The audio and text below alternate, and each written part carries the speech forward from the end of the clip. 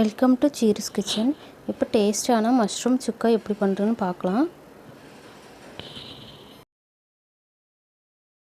அதுக்கு மஷ்ரூமை க்ளீன் பண்ணி எடுக்கலாம். மஷ்ரூமை நான் தண்ணியில் போட்டு வச்சுருக்கேன். அதிலிருந்து அந்த தோல் லைட்டாக ப்ரெஸ் பண்ணி எடுத்தாலே அந்த தோல் வந்துடும். அப்படி எல்லா மஷ்ரூமையும் க்ளீன் பண்ணி எடுத்துக்கலாம்.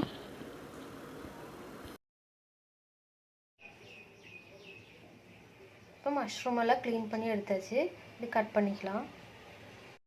இது இப்போ நான் கட் பண்ணி எடுத்திருக்கேன். இது நல்லா வாஷ் பண்ணிக்கலாம். நான் இப்போ மஷ்ரூம் வாஷ் பண்ணி எடுத்திருக்கேன். இதுக்கு 2 வெங்காயம், கொஞ்சம் கருவேப்பிலை, ஒரு பச்சை மிளகா, ஒரு தக்காளி கட் பண்ணி எடுத்திருக்கேன். இப்போ மஷ்ரூம் சுக்கா எப்படி பண்ணுறதுன்னு பார்க்கலாம். 1 டீஸ்பூன் பெருஞ்சீரகம், 1 டீஸ்பூன் சின்ன ஜீரகம் போட்டு நல்லா வறுத்துக்கலாம்.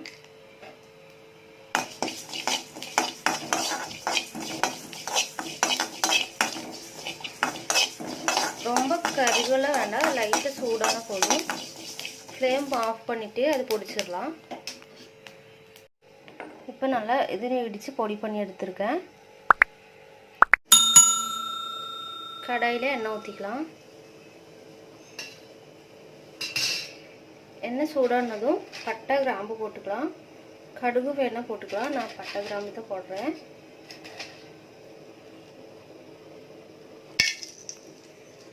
பச்சை மிளகா நல்லா வதக்கிக்கலாம்.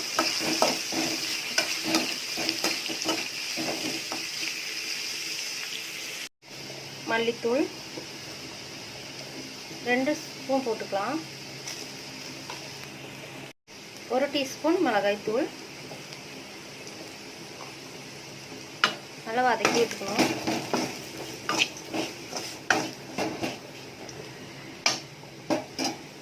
இதில் அந்த பொடிச்சு வச்ச அந்த ஜீரகத்தூள் போட்டுக்கலாம். அதை நல்லா மிக்ஸ் பண்ணி விட்டுட்டு தக்காளி, வாஷ் பண்ணி வச்சு மஷ்ரூம் எல்லாம் போட்டு நல்லா மிக்ஸ் பண்ணி வைக்கணும்.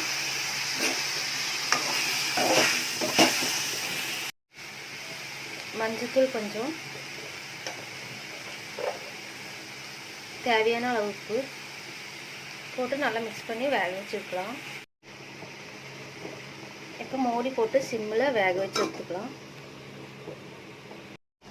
இதில் பாருங்கள் நல்லா தண்ணியெல்லாம் அதுலேருந்து வருது, மஷ்ரூமில் இருந்து. இதில் கொஞ்சம் பெப்பர் தூள் போட்டுக்கலாம். கொஞ்சம்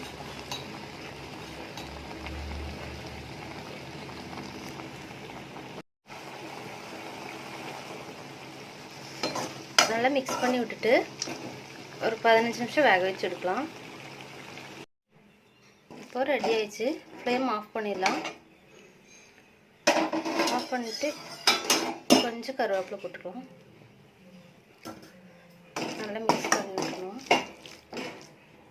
இதில் கொஞ்சம் மல்லி இலையும் போட்டுக்கலாம். இப்போ டேஸ்டான மஷ்ரூம் சுக்கா ரெடி ஆயிடுச்சு. உங்கள் வீட்டில் ஒரு நாளைக்கு ட்ரை பண்ணிவிட்டு எனக்கு கமெண்ட் பாக்ஸில் கமெண்ட் பண்ணுங்கள். நான் போடுற வீடியோ உங்களுக்கு பிடிச்சிருந்தா லைக் பண்ணுங்கள், ஷேர் பண்ணுங்கள், கமெண்ட் பண்ணுங்கள், சப்ஸ்கிரைப் பண்ணுங்கள். பக்கத்தில் இருக்கிற பெல் பட்டனை கிளிக் பண்ணுங்கள். அப்போ தான் நான் போடுற வீடியோ உங்களுக்கு நோட்டிஃபிகேஷன் வரும். தேங்க்யூ.